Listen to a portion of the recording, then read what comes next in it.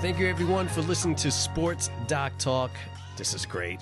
I mean, we're super excited. Normally, we plan our shows. This show was unplanned. I'm Will Sanchez, along with Dr. Grant Garcia, orthopedic surgeon, sports medicine specialist. Check him out at grantgarciamd.com. Before we get into our show, Dr. Garcia, do you have any big baller brand gear in your wardrobe? Not too much in my wardrobe. No, I'm not a huge fan of that stuff, but more power to those. Just pretty much a segue to our show, but you always got to check in with the doc because he will surprise us. I just wanted to make sure that if he had any big baller brand, but in all seriousness, the reason we're doing this show is because a young man, just 25 years old, Lonzo Ball, is going through another procedure and just kind of went through it again. And just to remind everybody, Lonzo Ball, he's been a tremendous player. I mean, he was the second overall pick in 2017, all rookie, second team that year, consensus first team going back to college. He was Pac-12 freshman of the year.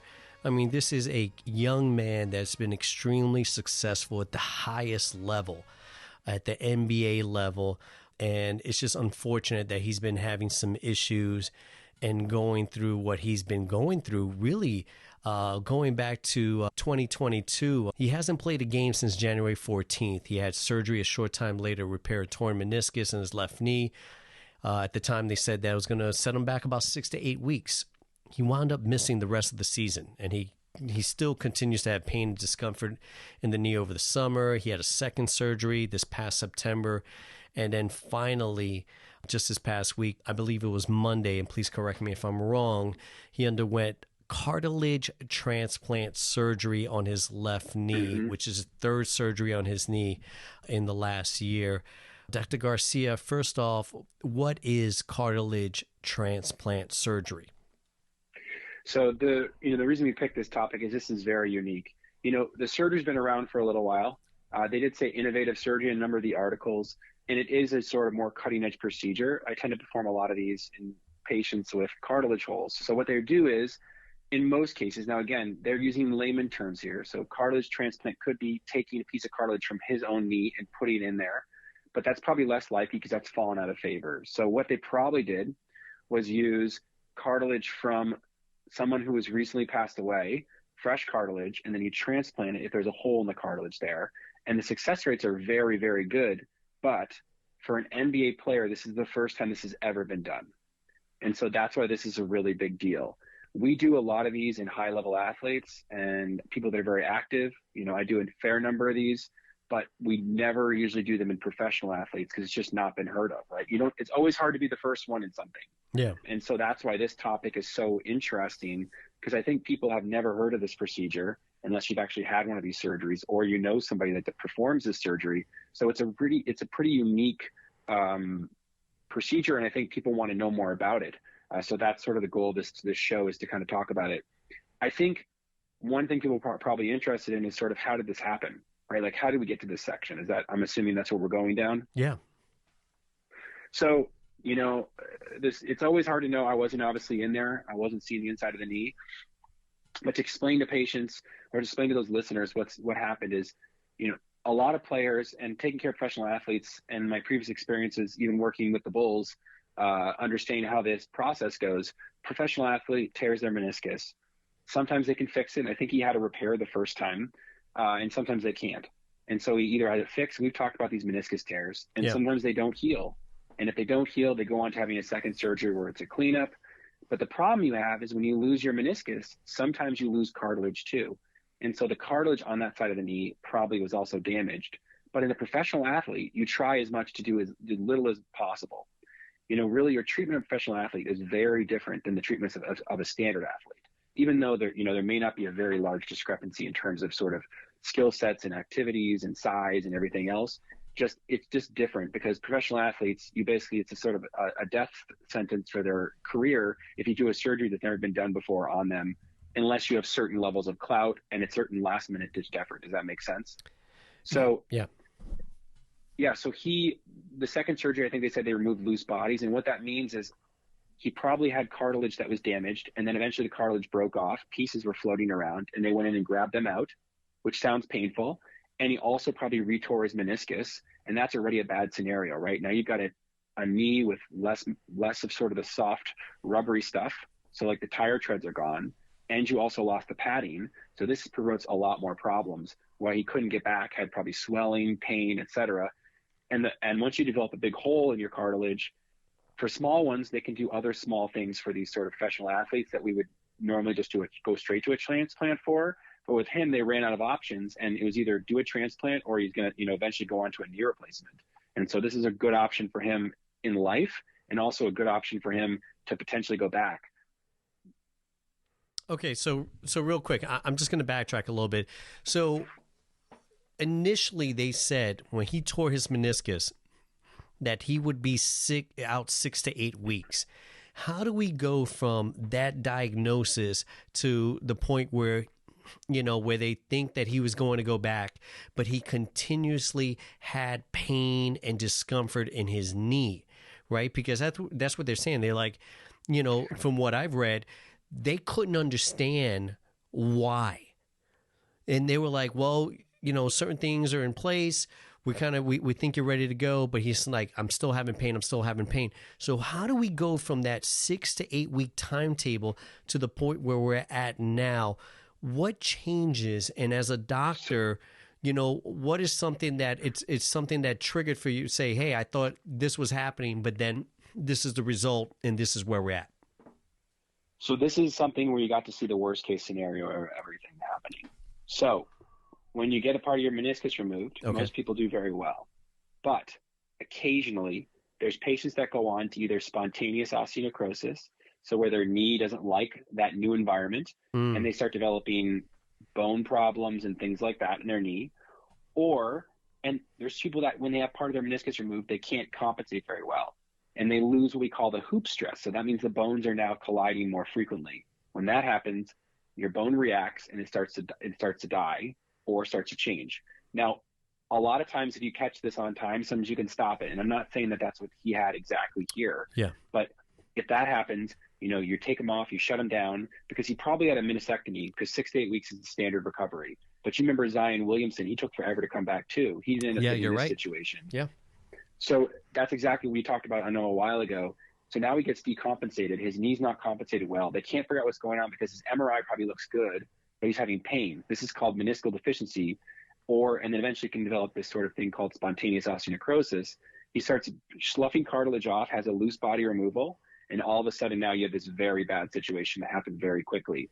It's no fault of anybody's, but it's just a very bad complication, a very bad reaction to having this sort of surgery. And again, it's very infrequent. I do tons of surgeries like this, and I almost never see this happen.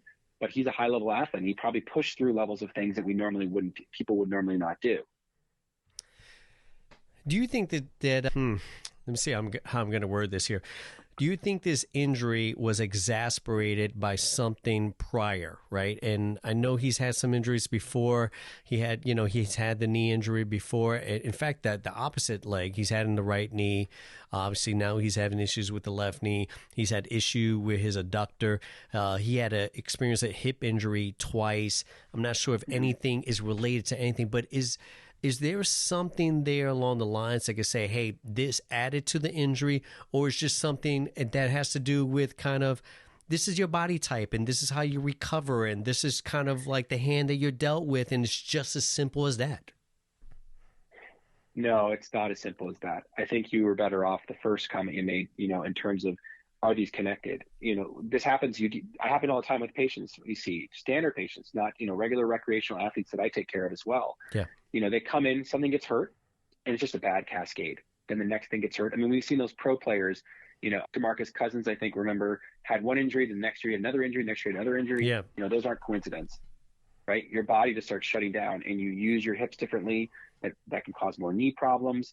He may have certain levels of laxity in his body that allow him to do certain abnormal athletic things, but then against that also puts him at a higher risk of an injury. And when you get a meniscus injury or a knee injury like this, a lot of times it goes great. But in this situation, if he had these other injuries, he was weaker on certain sides, but he's also a super physical, highly, way above any of our skill level player. We talked about this before. Athletes that are crazy good and have incredibly good athletics can overpower their bodies. You and I can't go out there if we're injured and play well, Yeah. but he probably could. Yeah. You know, why did we get to this option here?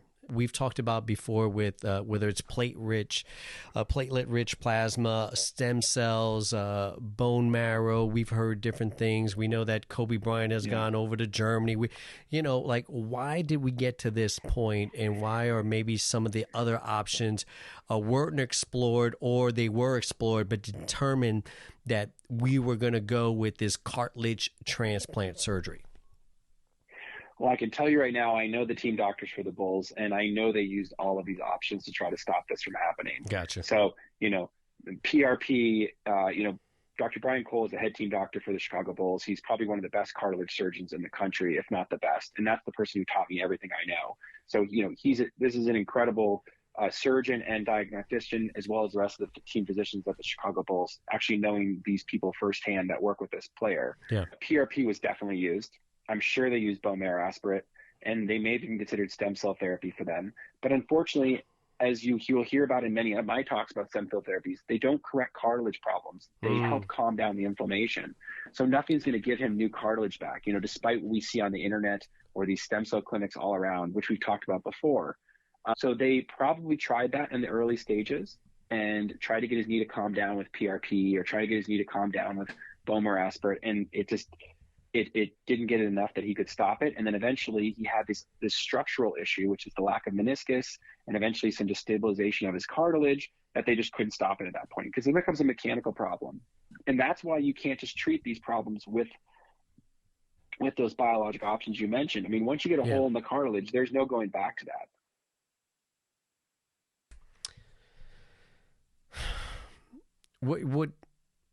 What would you deem success? This is a tricky question, and that's why I hesitated to ask it, right? He just had this procedure this past Monday.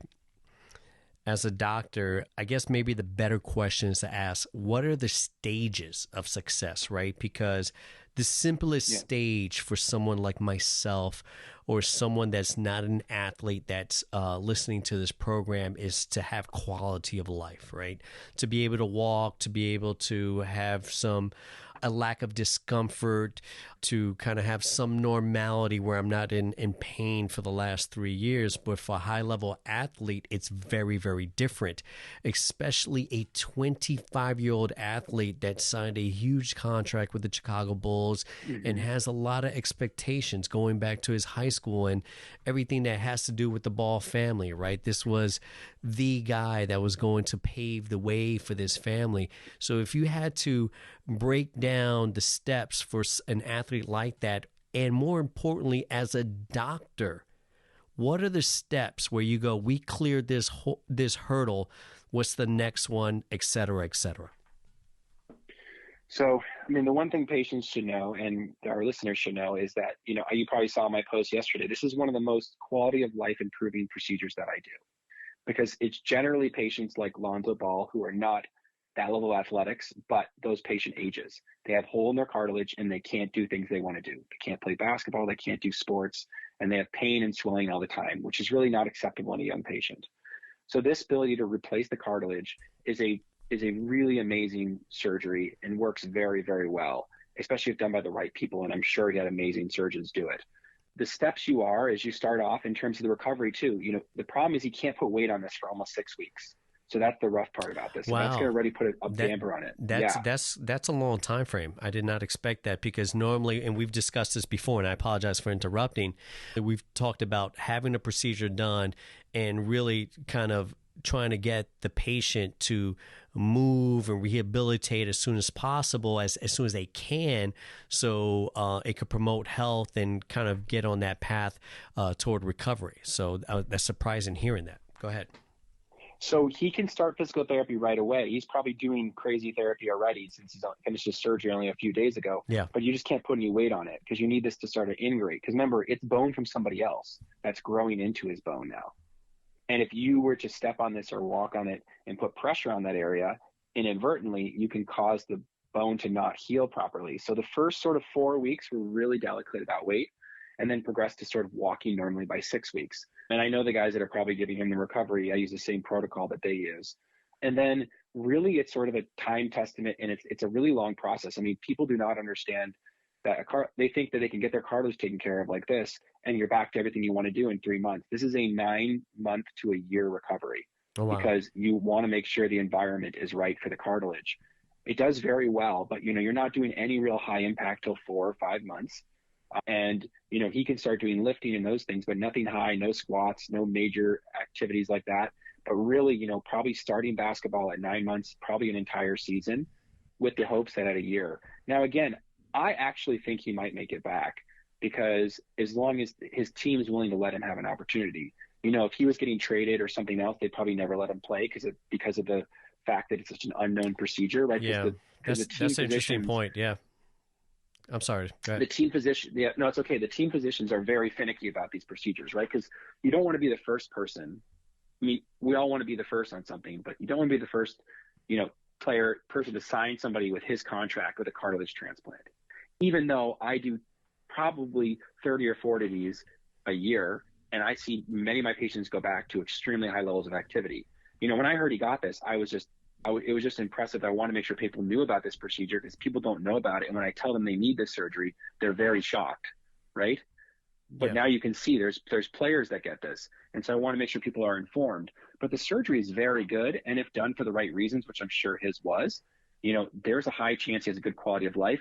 The problem is, it's just, can it take the impact of the professional level? And will it wear out faster, right? There's no data to show that it will with the certain impact that he does. But these don't live forever, these cartilage transplants, because they're separate units. Like if you go back in and look at them, you could still see where the plug was on the cartilage. It just lives by itself. Does that make sense? It's on an island. You just transplant the whole thing. It just lives there forever. It never really comes together exactly, but it's flush and perfect along with everything else. But about 85% of these are still there at about 10 years. So it's a pretty good number. Now, again, that's not professional athletes. That's my patients that are in their sort of early 20s to the mid 50s. But success rates are high. I would say that if you ask the average patient, it's about 90 to 95% of patients say they're much happier than they were before. Again, it's going to be different for professional athlete. I want to make sure if he starts running, he has no swelling, right, whatsoever. And then you're going to start working things. And he's probably going to get an MRI, at 6 months, 9 months, 1 year, to make sure this thing is integrated. So those are really important. I'm going to say the dirty word that nobody wants to talk about, but I'm going to bring it up. What's the concern when it comes to arthritis for a procedure like this, or just maybe the condition of his knee at this point because of all the treatments and injuries that he sustained over the last 3 years? So I'm not worried about arthritis from the cartilage standpoint. I mean, that's the reason we do this surgery, to prevent arthritis. Okay. But I worry that in him, that wasn't 100% of the reason. So, if he's missing some of his meniscus now, and he's needed a cartilage transplant, does he already have deficiency? And is this cartilage transplant going to wear out faster? Does that make sense? The people that do the best with these procedures are the ones that have perfect looking knees, except for a hole. We already know his knee's not perfect. No. So he could be at a higher risk because of why he needed it, and because of what his preceding surgeries were. As soon as I do a surgery on this with somebody with a meniscus issue, et cetera, I worry about, is there enough meniscus left to support this? Now, patients still do really well, and we don't know what the rest of his cartilage look like. So they could be doing something like a Hail Mary, where he has some arthritis, but it's very early on, because he's grade 1, grade 2 arthritis. And his age, right? He can still do these procedures. And his age and his status, if he has pain, they have to do something. So there was probably a pretty good size hold for them to make this decision, but also it's sort of time for this procedure to get tested in the pros, because it's been around a while. It does so well. It's really a workhorse for many of us cartilage surgeons. And I'm happy they went after it. To give this young man a chance to get back. And I really hope he does. And you're going to hear me put it here. I think he might do it. Yeah. Again, that's assuming that his meniscus is still pretty good. And that's assuming that, the doctors had looked at all that stuff and made sure everything else checked out, which I'm sure they did. If everything checks out like it's supposed to, there's a high chance I think he'll make it back, but we'll see. I hope so. I mean, you never want to see a young athlete kind of go through something like that. I know we're kind of long. We're like, we're going to wrap this up in 10 minutes. This is right before we started. And obviously we're chit-chatting away. This is how we do it. And I apologize because I'm going to ask another question here. Does something like Rebless help with this recovery? That's absolutely perfect question. So yes, this is what I use. Winner, chicken Rebless. Dinner, baby. I mean, I know that you're not a doctor, but you must have stayed at the Holiday Inn. I did. So the Rebless machine, which we can talk about, or we've talked about before. We don't want to go into too much detail, but basically, it's a machine that allows for sort of the range of motion, but also strengthening. So it gets my patients back that can't put weight on it, and does sort of extra physical therapy for them. So yes, this is one of the procedures that I use the Rebless for on cartilage transplant patients or patients with cartilage transplants and other stuff. They can't put weight. And so they have this machine that's not only going to get their motion back, because I used to use an old motion machine. And now I use this new machine, the Rebless, that can be programmed digitally. It does range of motion, but it also does strength and resistance. I mean, you can see the recent post I put of one of my friends trying it out. And you can see that, at 4 or 5 weeks, Lonzo Ball could start doing other exercises. Now, again, it's probably not a professional athlete machine because he's going to have people literally moving his leg for him. Yeah. Right? He has unlimited resources. But for you and I that are like normal people, having this machine at your house that you can use every day rather than a PT that can only help you for 1 or 2 hours a week, it's a game changer. So I think that gives my patients a huge leg up. And I've already noticed in my patients that have had cartilage transplants on both sides, the ones that had the Rebless machine already feel better and they're starting to feel stronger faster, which is great. And we're looking forward to showing that data at some point. And for anyone out there that's like, what the hell is a Rebless? We touched upon it right now. I believe it's H Robotics, or something that we talked about before. And I was just curious to see if that would be something that they would utilize. Let's wrap it up, because I figure we could kind of keep going with this because it's just kind of cool stuff, and apologies to the Ball family if they're listening. Obviously, we're not, getting excited about an injury, but talking about the procedure and talking about really kind of the whole point of what we do is to give information to people out there and patients. And really, for me, it's a platform just to ask questions, right? If you have a doctor out there and you want to ask questions because you've heard something or you're looking into something, and Dr. Garcia is always great with saying, hey, get a second opinion, get more information, learn what you're going to do. Let's wrap it up. I didn't tell you this because I don't tell you these things.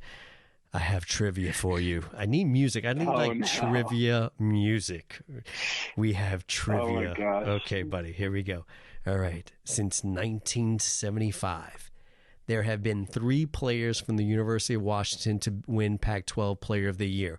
The reason I bring it up is because Lonzo Ball won Pac-12 Player of the Year for UCLA when he played. Can you name one of the 3 players from the University of Washington, because we're in the state of Washington, that's why I bring it up, that won Player of the Year? I don't think I name one, and unfortunately, you're hurting me here because I take care of a lot of UW players, etc., and I can't name a single one, so this isn't good.